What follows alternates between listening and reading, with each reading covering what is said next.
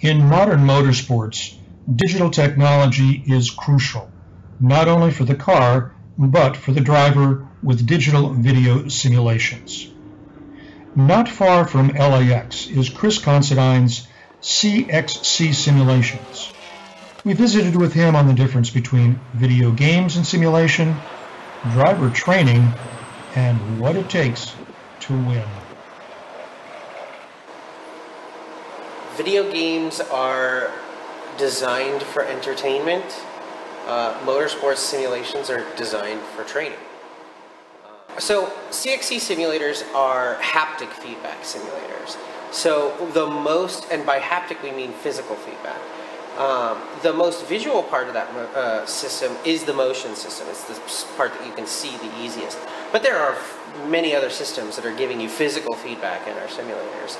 Obviously motion, you have seatbelt tensioner systems, you have tactile transducer systems, which are actually giving you road texture feel and vibration and tire patch and all those subtle details.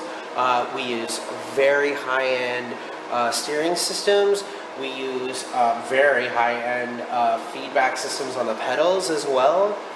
So there are many devices giving you physical feedback in our sims.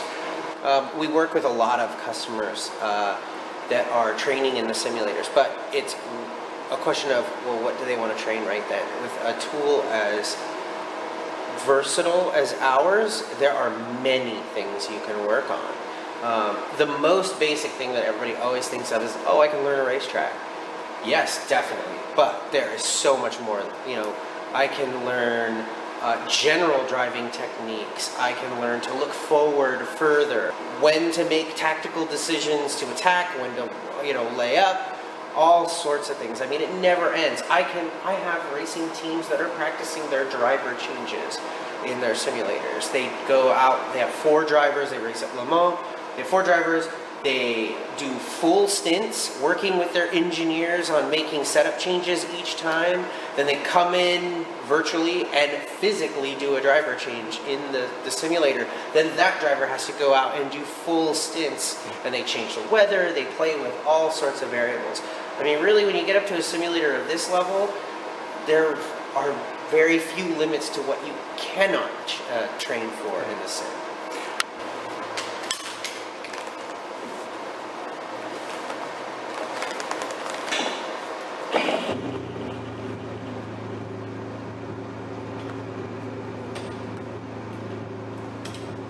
So is Laguna a tough track, a hard track?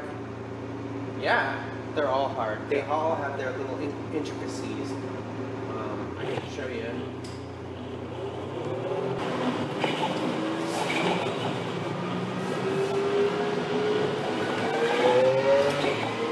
So this is turn 3.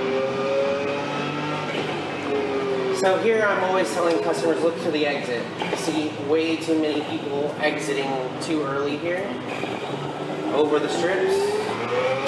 Depending on the type of car you're driving, this can be flat or a lift. Sometimes it can even be a brake.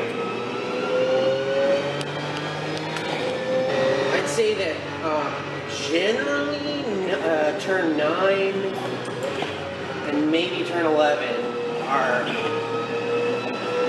are always like problem areas, but across the board, everybody struggles in different places, you know, I mean,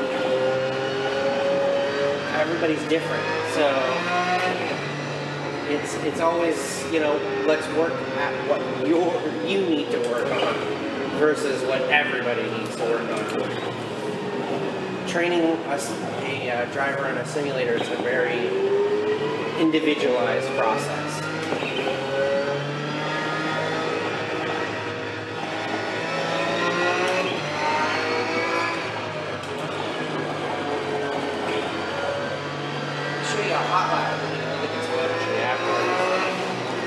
So we provide the tools for both the drivers and the coaches. Drivers, it's the simulators. The coaches, it's the instructor system.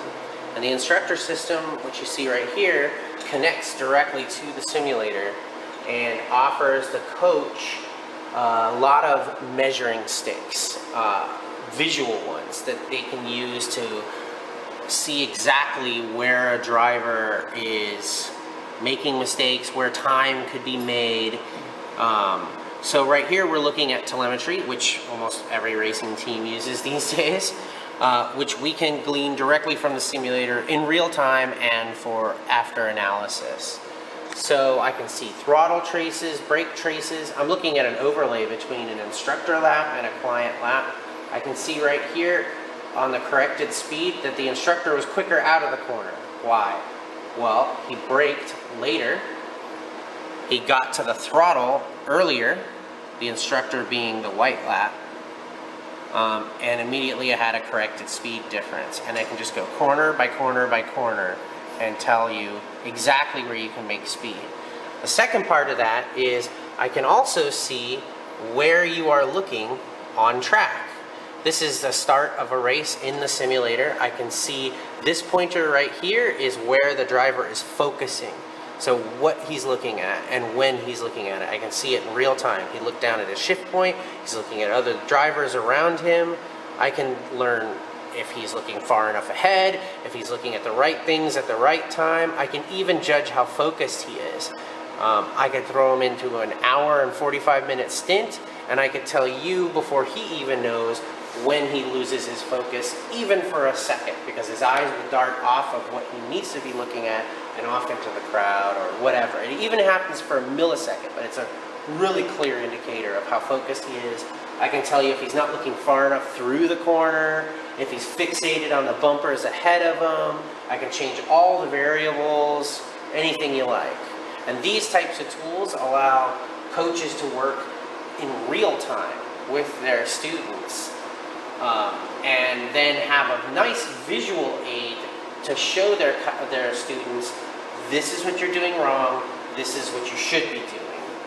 From a driver's perspective, in your experience, what does it take to win? In what one thing? Okay, number one thing, money.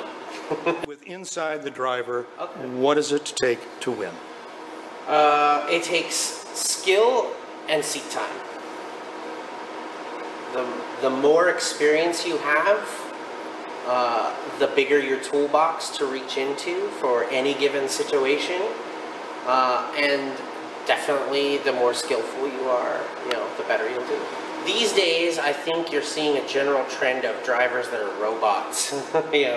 You're seeing drivers that were bred from a very young age to think singularly, racing only, be perfect every single lap in every single way. Everything about their life revolves around racing, and has since they were very, very young, and that they have no emotion, that the only emotion they exhibit is gratitude to the racing team.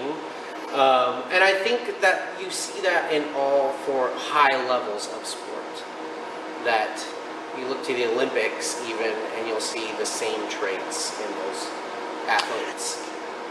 So what about the drivers, the old, the golden age drivers? I mean, these guys that drank and smoked and then got in the car and they were overweight.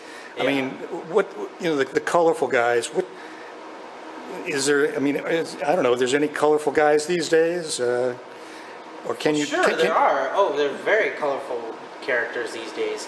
But I think if you look to like Formula One, there are very few these days. I think that the bar has been raised so high and the gains so small that you have to work harder for those tiny gains, and the harder you work, the more you're rewarded.